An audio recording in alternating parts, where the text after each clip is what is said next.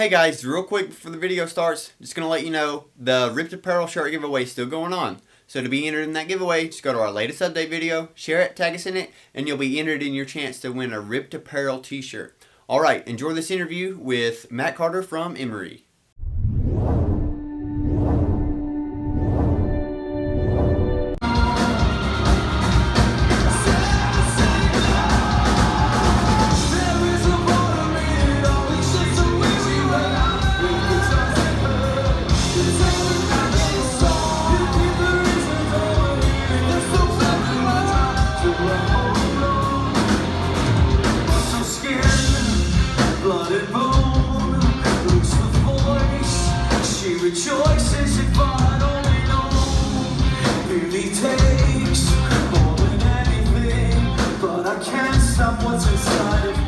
I'm Derek Natzer here with another imaginary interview for Imaginary Friends. Today we have Matt Carter of EMERY fame, the band EMERY, the post-hardcore, what would you say? You call it Screamo if you like. Screamo if you like. I like to just go ahead and acknowledge the lowest, just go ahead and accept whatever label, Christian, goofy, Screamo, whatever. Just make it the lowest and maybe we'll impress some people after. Go ahead and put us in the I like the label Screamo.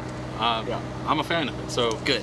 No, I'm thankful for you to be able to do this interview. You were one of the original members in the band, if I'm not mistaken, and if I'm also not mistaken, and the Wikipedia could lie, the band was named after a first grader. That's true. One of first grade. Toby that's right. Yeah, Toby was doing his student teaching. He was getting his degree in education, so he had to do an internship. He never went on to be a teacher, but he was student teaching in a first grade class. There was a kid there named EMERY. That was a neat name, so I made it top of our list, and here we are. It's the best way to be a band member, I guess. You just start with a teaching degree and be like, nah, I'm gonna be in a rock band. It's maybe not the best nearly setup, 2 decades. but it's a one possible setup. It's one possible setup. Yeah. I do want to ask, like I said before, maybe one good question, and then the rest are silly. But how do you think EMERY has had the longevity they've had? Y'all talked in the pre-post show thing. Pre-post show. You've talked in the pre-show about working together and the struggles of being friends and business partners, but as someone that's in the band for 16 years, a band that's been together for 16 years, what do you think most contributes to your longevity? That's a long time. It's really flexibility. If I had to say it in a word, it'd have to be flexible, or adaptive, just being adaptive, just being responsive. Now I got 3 words for it. But, okay.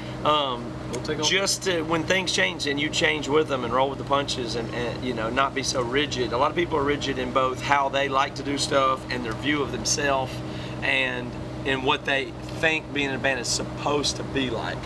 Or even another reason bands break up is because other constraints people put on themselves. So a lot of bands break up when people get married or have relationships. They go, now I'm supposed to be serious dad or husband, and so I can't be in a band. That's some other category, and I don't think that's helpful to think that way.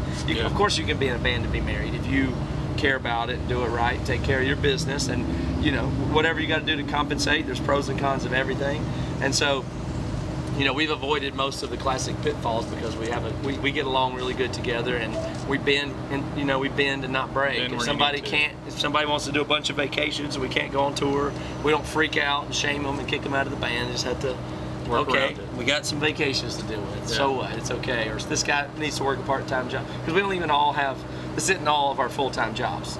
And that's the part where most bands fall apart, is when somebody wants to do it full-time and somebody else has a thing on the side or there's not enough money for all the 5 guys to make an income. That's when it gets really, really stressful, and that's the part everybody has adaptive other work that they fit in with it. And that was going to be my next question, is like, how do you have the band as a part-time job and then there's another job out there that you have to float around, create hours for, and manage that time? Well, I mean, you have to prioritize some stuff like that. Like, you can't take a job that is inflexible.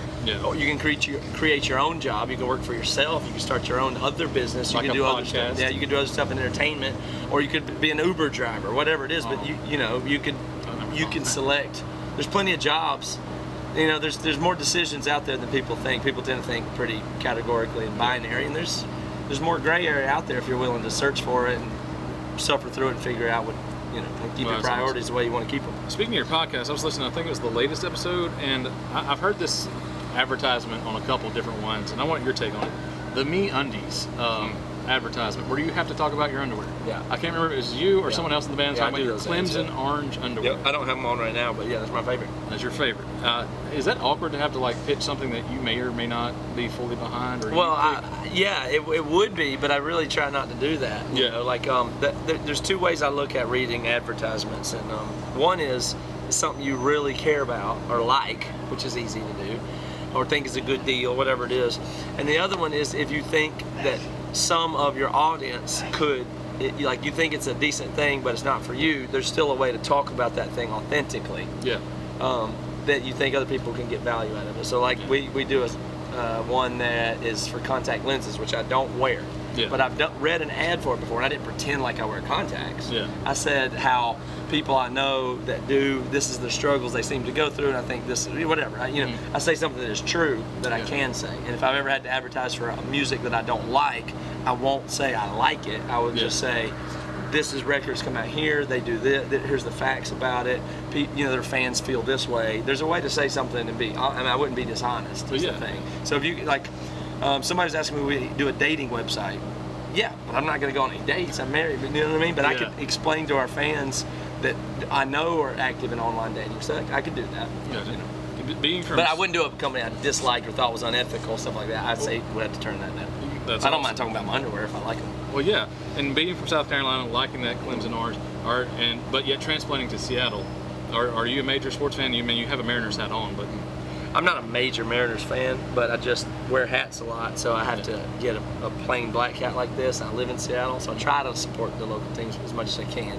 But these hats are available at Lids. They're the easiest ones to find. But I love sports. I'm a Clemson football, so you really baseball, basketball fan. Yes, it was amazing. It was an amazing time to be a Tiger fan. I grew up around college athletics, and then pro is secondary, but I do really like pro sports a lot. What's your team in sports? I mean, the pros. Well, so I grew up an Atlanta Braves fan. That was the whole region. So Braves baseball, and then we didn't have really NFL presence when I grew up. The Panthers didn't start until I graduated high school, so I don't feel any real deep connection to anything like that. So I wound up liking the Green Bay Packers because I feel like the atmosphere is a collegiate, small town atmosphere, and I really like the Packers as a result. I mean, you got Aaron Rodgers, Jordy Nelson, Clay Matthews. Why not to like them? It's awesome. Oh, what was the biggest hardship about transplanting from South, maybe more conservative area? I'm not sure where the city you're from. For sure. To Seattle. That's all. I don't know any non-conservative area in South Carolina. Oh, that's gotcha. What was the biggest culture shock maybe you faced? Well, the food in the Northwest sucks.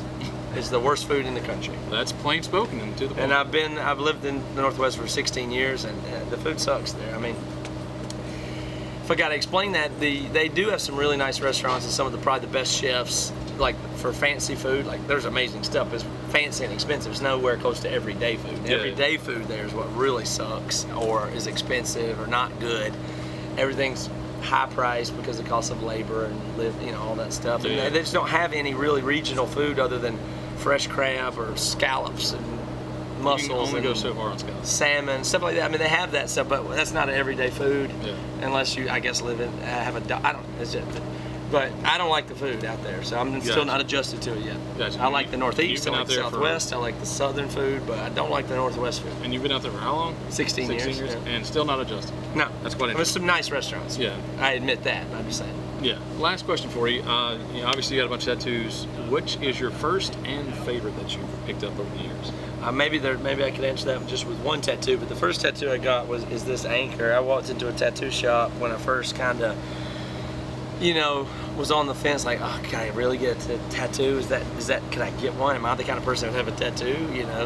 And I went in with somebody else that was getting one. I was just sitting there, and they just had all the drawings up on the walls, and they just have little asterisks and little tiny drawings between the big tattoo drawings, and one of them was just this little stick figure anchor. I just thought it was so classic looking, thin and silly. Like it wasn't even a real tattoo. It was just some sub drawing on a big page of tattoos. Yeah. And I thought, that is so neat and simple and silly. And then the color of it, I just thought was so funny. It was black on the drawing, but I thought, just get it. It kind of reminds me of Popeye or something. And so I don't think I wouldn't put anything else on this arm. Like just because of that. Yeah. That's awesome. Well, thank you, Matt. I know you had a little bit of time to do this for us, and we appreciate it. And what is the last album y'all did, I'm a terrible fan. That's okay. So it's called You Are Never Alone. You Are Never Alone. I'm going to pick it up tonight. I'm going to play it on the way home. But this has been Matt Carter. I'm Jared Knatzer. This has been Imaginary Interview on Imaginary Friends. Thank you and see you again.